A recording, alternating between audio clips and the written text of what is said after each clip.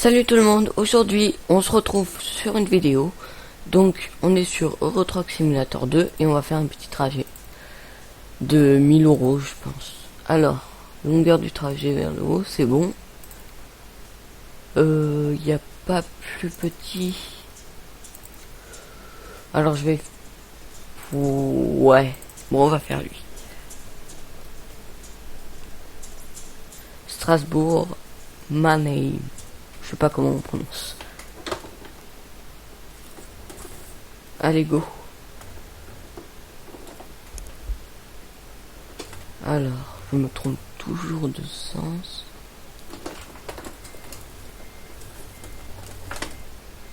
On va le faire en marche arrière.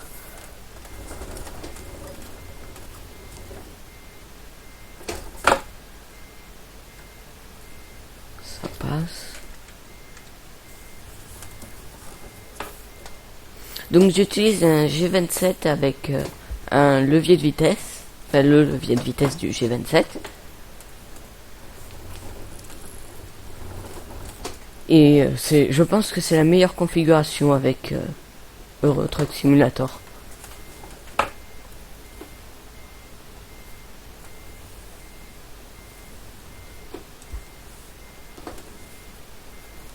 Alors là, je sais pas si ça va passer. Non, c'est bon.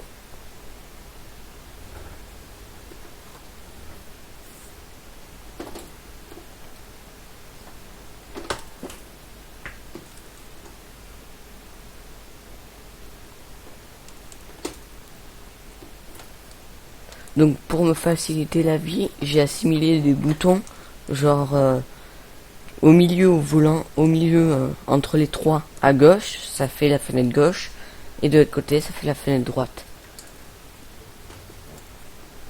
Le limitateur de vitesse aussi, c'est bien, parce que ça limite la vitesse au moins, et on n'a rien à faire. Alors hop, je mets les phares, sinon après, si on les a pas pendant juste avant la nuit, on risque de prendre une amende.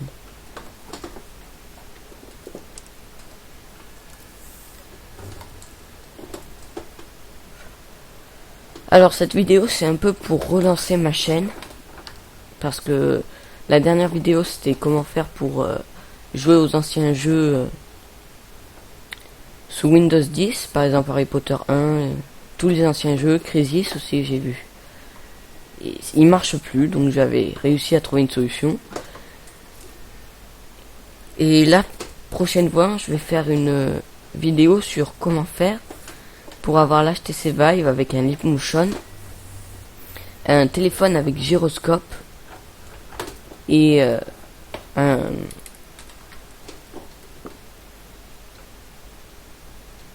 et Trinus VR. Voilà. Donc ça va être long, mais au moins vous saurez faire comment faire pour avoir l'HTC Vive. Parce que bon, 1000 € c'est un peu cher. Donc pour l'avoir à peu près 230 € c'est mieux quand même. Faut quand même un PC assez puissant. Moi je recommande l'Alien X51R2 avec 8 Go de RAM. Le processeur Core i7 4770 et la carte graphique 1050 Ti. C'est ce que j'utilise.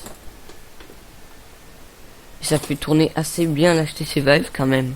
On peut jouer à tous les jeux. Par exemple Star Wars, le jeu là où on fait presque rien, mais bon, c'est le début de l'HTC Vive, donc c'est normal. Les jeux sont très courts parce que ça demande un tel temps à faire tous ces jeux. La réalité virtuelle c'est vraiment très compliqué.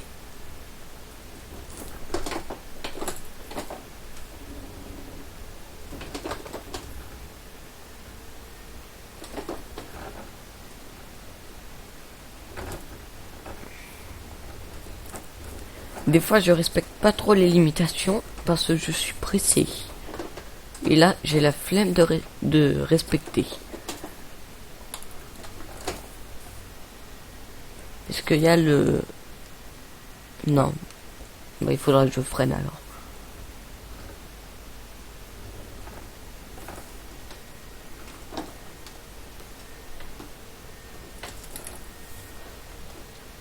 Ce qui manque à ce jeu, c'est le GPS parlant, tourné à droite. Tout ça sortait de l'autoroute et tout, c'est quand même bien de l'avoir parce que des fois on se trompe et on se retrouve à l'envers en Angleterre en prenant la mauvaise sortie d'un rond-point. Enfin, c'est assez compliqué quoi. Mais bon, dans l'ensemble, les graphismes sont très bien. Les camions, c'est très réaliste. La sensibilité du volant est superbe. C'est quand même un super bon jeu. Voilà, on rame un peu, on est en montée.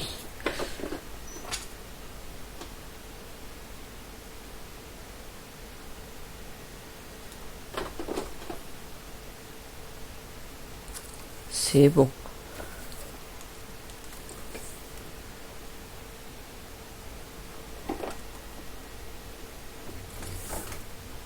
Attention! C'est pas passé loin.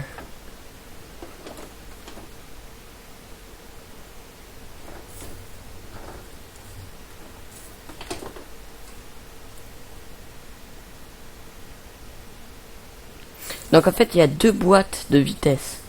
Une où c'est 1, 2, 3, 4, 5, 6. Et l'autre où c'est 7, 8, 9, 10, 11, 12. Mais moi, j'utilise presque pas la 12e parce qu'après, si on veut revenir sur une vitesse pour reprendre la vitesse, ben on prend la 10e. Et là, pour les montées, la 10e c'est le mieux. Que si on se met en 12e et que pour une montée on se met en 11e, on montera pas la montée.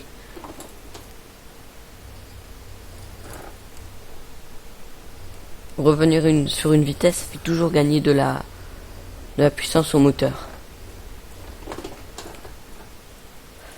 Donc la fonction du limitateur où c'est quand vous baissez ça freine, c'est un moteur retardé je crois. Et c'est très pratique, au moins quand il y a la police, vite on baisse la vitesse. Mais là il n'y est pas, donc ça va être assez compliqué s'il y a la police. Ah, je vais faire un plein. Bon, je suis en sens inverse, c'est pas grave.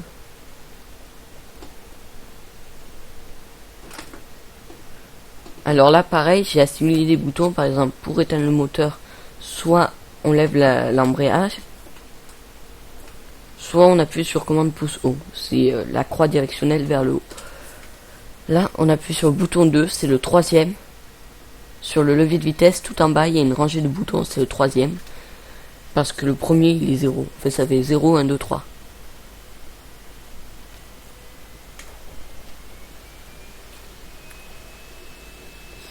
Alors je pense qu'il prévoit que le gasoil soit à 1,46 bientôt. Même s'il est à 1,2 je pense, ou 1,1 en vrai. Mais bon, on peut dans les paramètres assimiler la vraie essence je crois. Comme si c'était vrai dans la vraie vie. Par rapport au kilomètre je pense. Et aux montées. Parce que la montée ça consomme.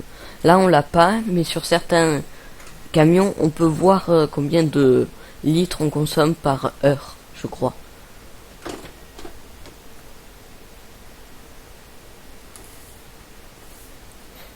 Moi je vous conseille de mettre les paramètres graphiques en ultra et les rétroviseurs de les mettre en ultra aussi pour pas qu'on voie le monde s'en aller, parce que s'il est pas en ultra on voit le monde partir. C'est un peu chelou, là on le voit un peu, mais après on voit pas beaucoup parce qu'il est en ultra. Sinon au niveau du volant, si vous mettez le G27 à 900 degrés, là je fais exactement ça avec le G27, je tourne à peine et ça fait pareil, c'est vraiment très réaliste. On a les clignotants, les phares, le limitateur de vitesse, le frein de parking. On a tout. Alors, la 9e. Alors Bandicam s'est arrêté parce que ça faisait 10 minutes, j'avais pas du tout pensé. Mais bon, c'est pas grave, parce que j'ai réussi à le remettre vite. Là, on va revenir sur la 10e, la 9e plutôt.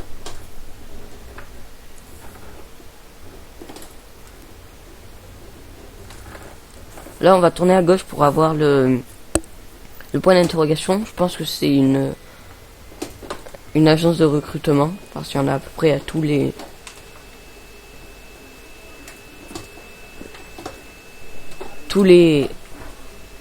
villages ou toutes les villes. Donc c'est assez bien. Alors niveau monde, ce qui est super bien fait, c'est les nuages, le temps. En fait, c'est tout le temps.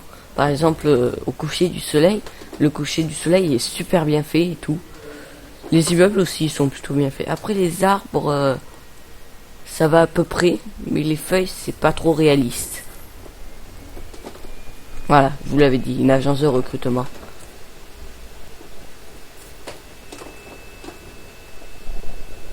Voilà, c'est de la 8e.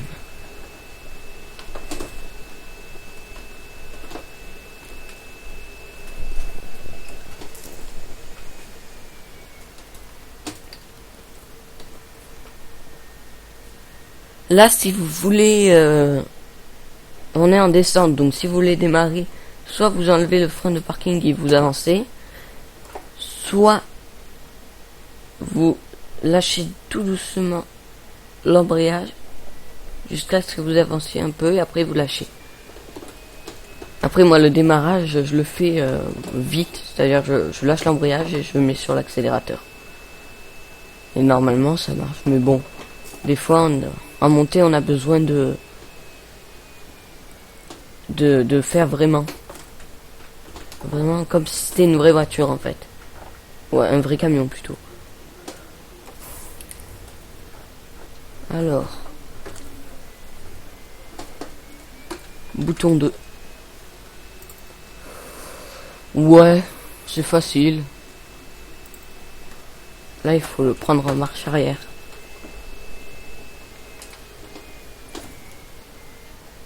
Oh, il y a une voiture.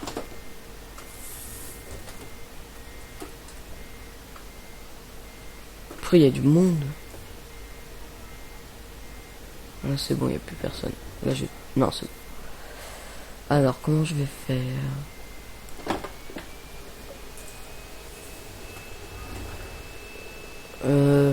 Ouais, comme ça. Là, on va les laisser passer. Non, ils veulent pas passer, c'est pas grave.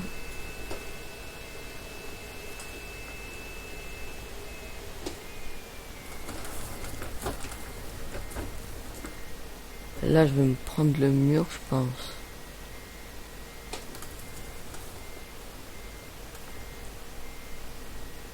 Ouais, je passe pas. Bon, alors on va faire demi-tour directement dans l'endroit là où il y a la place. Il y a la place pour se garer. Là, on va le faire là. Là, est-ce que je passe? Je crois pas, mais bon. Voilà. J'ai pris le poteau, mais c'est pas grave. On va le faire comme ça.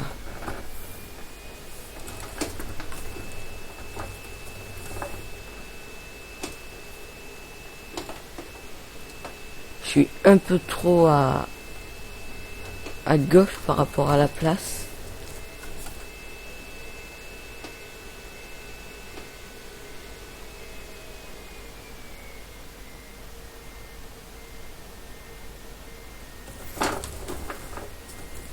Là, normalement, je devrais être pas mal.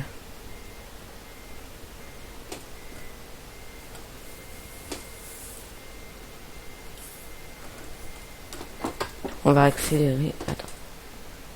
J'ai calé.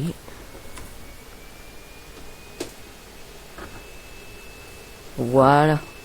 Là, on est bien droit.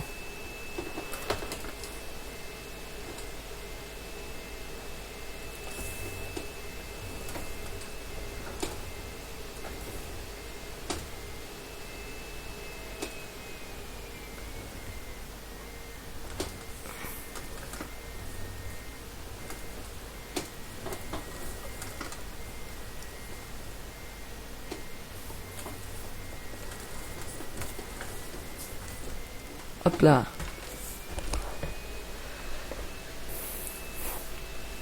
Donc voilà, c'est déjà la fin de cette vidéo. Rendez-vous pour la prochaine vidéo pour faire comme si on avait l'HTC Vive. À bientôt. Ciao.